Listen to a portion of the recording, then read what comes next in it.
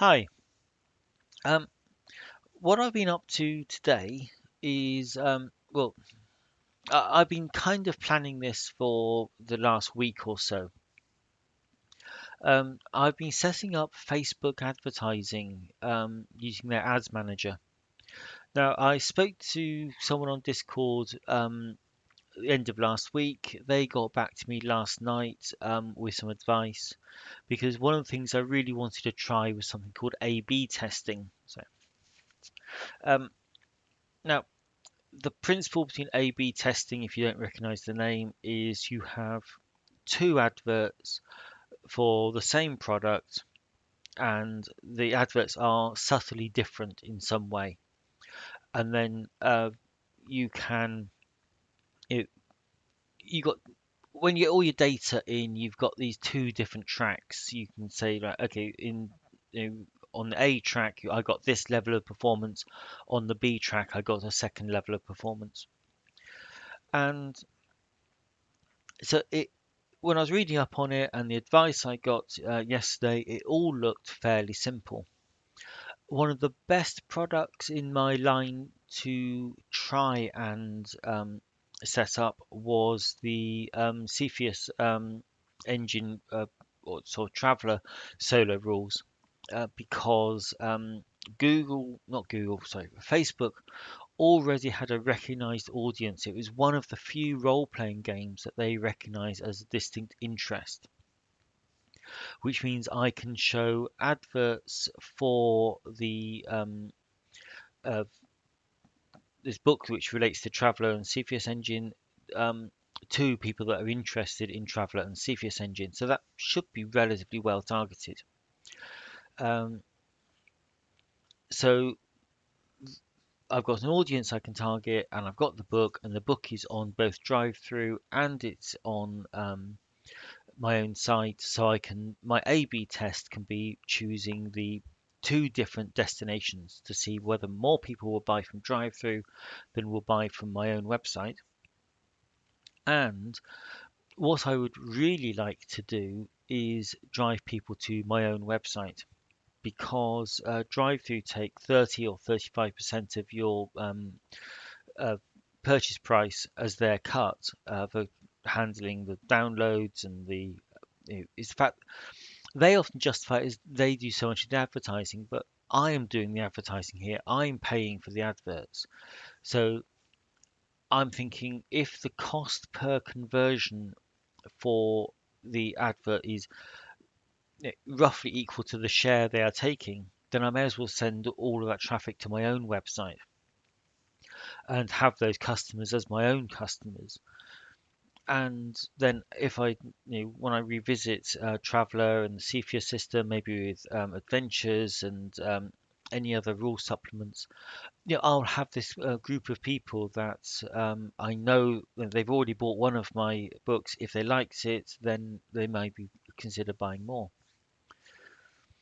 So I went through the whole process. Setting up the campaign was painless. When you create the adverts, you can upload loads of images and it will generate adverts for you. You can put in headlines, descriptive text. All of that is really, really simple to do. Um, the pages are kind of just long vertical pages. You just work through the form, filling in each bit. Once I had one, I could just duplicate it and then just make the change of sending the people to the different website. And it all seemed absolutely fine. And then I wanted to integrate this into, or you know, I didn't want to, but I had to integrate this into the actual WordPress blog. When you start to do this, um, it's almost like building a railway track from two different ends and hoping they meet in the middle. Uh, you get the two choices. You can install Facebook for WooCommerce, which is WooCommerce runs my store, or you can install Facebook for WordPress. Now I chose the uh, WooCommerce option, and it looked really, really great. It gave me this option of creating a Facebook store actually on my page, which I thought, well, that's great. That's it, an extra option, a spin-off benefit I didn't imagine I'd have. And it sets up your account. It picked up the account. Everything seemed to be working absolutely fine. So once that was set up, and this unique kind of identifier numbers were in there, I went back to the Facebook side of it, and it just couldn't see it. It wouldn't set up the adverts because it wasn't seeing the connection. So then I went through the process from the Facebook end, and it wanted to install the plugin, which is absolutely fine. Installed the plugin, and then that was working. But the store, the idea of doing the Facebook store wasn't there. So I actually needed all three pieces, Facebook's end and both plugins, to get what I wanted. And then that was the next hurdle. And then I was trying to publish the adverts, and it was refusing.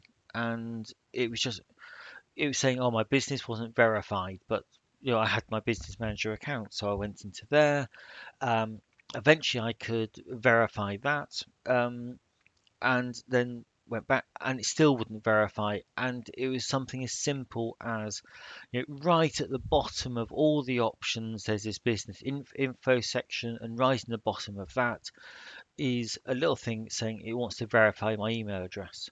Why it didn't just send me an email with the um, a little click here for click on this link to verify your email, which is what everybody else does on the internet. I've never signed up for anything, I don't think, where they don't send you an email confirmation, but Facebook don't. I had to go and dig for it, and I think I lost three-quarters of an hour trying to find that option. And now that's it. Everything is showing green. The ads have gone into a manual review queue because these are my very first adverts. And so that's it. I'm now kind of waiting um, for the review process to be up. The GM's Day sale ends on the 14th, I think it is. So I want these adverts to kick in from the 15th, and then that will give me I don't want to start in the middle of a sale when I've got high traffic anyway. What I want is to start after the sale when we're back to a kind of relatively normal or even a low point. Um, because if everyone's bought everything during the sale and it's discounted, they're going to be less likely to buy it after the event when the sale's finished. So that gives me a baseline, and then we can see how the adverts perform from that point on. Now, these adverts are different to boosting a post. Now, I've boosted posts before, and I had some quite good conversions from it. It's really, really simple. You literally create a Facebook post, then hit the little boost post and give them your card details, and that's pretty much it. Um, Now, when you're writing the post, if you consider it to be this post is designed to generate sales, writing a post about all the great benefits of your product, then you know, that is going to give you a better return than just boosting a general interest post. But these ads are different, and they're going to be on Facebook and on Instagram, and it's all nicely targeted. So yeah, it'd be interesting to see what's of the results are. And I'll probably run them for a week or so, then pause them, and then see if I can optimize things a bit better. I've already got a few ideas along those lines for how to optimize them. But this is what I'm working on, and obviously I will share the results because it's advertising is something that everybody has to do, advertising, talking about your product is often things that people feel uncomfortable with.